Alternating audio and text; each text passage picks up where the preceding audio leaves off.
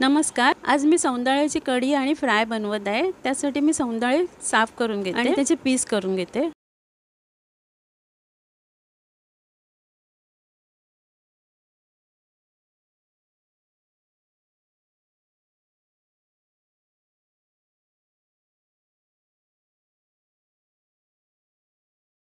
इथे सौंदाळ्याचे पीस करून झालेले आहेत। आता मी वाटप काढते कढीसाठी। त्याला लागणारे साहित्य स्क्रीनवरती लिहिलेले आहे। वाटप मी ग्राइंडरवरनं बारीक वाटून घेतलेले आहे। आता मी भांड्यात काढून घेते। त्यात हिरवी मिरची आणि कांदा घालून उकळी काढून घेते। कढीला उकळी आलेली आहे। आता मी मासे कट केलेले ते सोडते। त्यात चवीप्रमाणे मीठ घालते आणि 2 कोकम घालते आणि मासे शिजेपर्यंत कढी शिजून घेते। मासे शिजलेले आहेत। सौंदाळ्याची कढी तयार आहे। इथे मी तिसऱ्या घेतलेल्या आहेत, त्या साफ करून घेते। आधी मी एक शिंपलीवाले काढून घेते।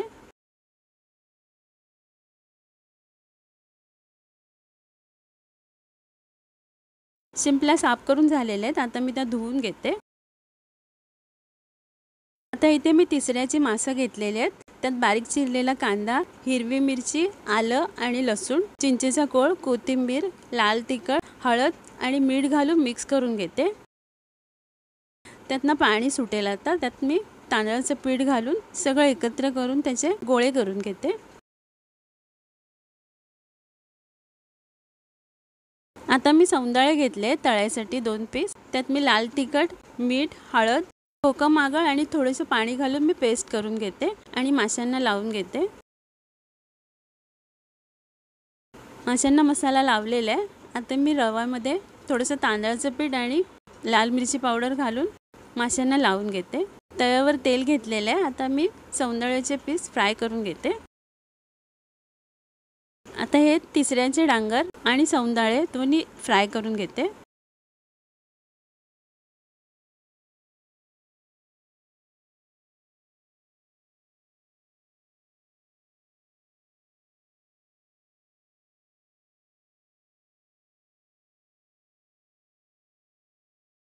छान क्रिस्पी तिसऱ्यांचे डांगर तयार आहेत आणि मासेही फ्राय झालेले आहेत। इथे मी तिसऱ्यांचं सुकं बनवत आहे हिरव्या मिरचीवरचं। त्यासाठी मी तेलात एक मोठा कांदा परतून घेते।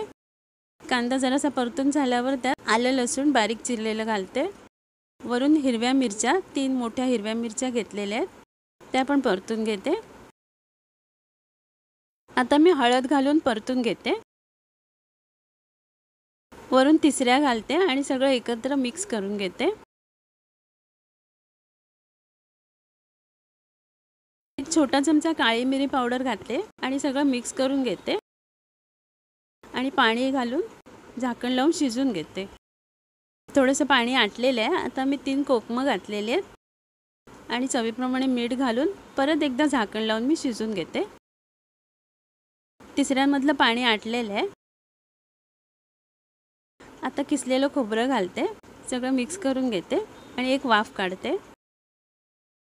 तिसऱ्यांचं सुकं तयार आहे। वरून कोथिंबीर घालते। इथे मी बारीक मेथी घेतलेली आहे, ती मी कापून साफ करून घेते आणि पाण्यामध्ये 5-6 वेळा स्वच्छ धुवून घेते। भाजी धुवून त्यातलं पाणी निथळलेलं आहे। आता मी बारीक कापून घेते। आता मी कढईत तेल घेतलेले आहे। त्यात एक मोठा कांदा, हिरवी मिरची बारीक चिरलेली चांगली परतून घेते। त्याच्यावर मेथी बारीक चिरलेली ती घालते। झाकण नाही लावत आहे, झाकण लावलं तर भाजी कडू लागते। आता वरून मीठ घालते आणि भाजी परतून घेते। भाजीतनं पाणी सुटलेलं आहे। आता मी भाजीत किसलेलं खोबरं घालते। मी सोलकढी बनवत आहे, त्यासाठी मी एक मोठा चमचा कोकम आगळ घेतलाय। त्यात एक बारीक चिरलेला लसूण, हिरवी मिरची आणि कोथिंबीर घालून मिक्स करून घेते आणि त्यात थोडंसं पाणी घालते आणि चवीप्रमाणे मीठ घालून फुटी कढी तयार आहे।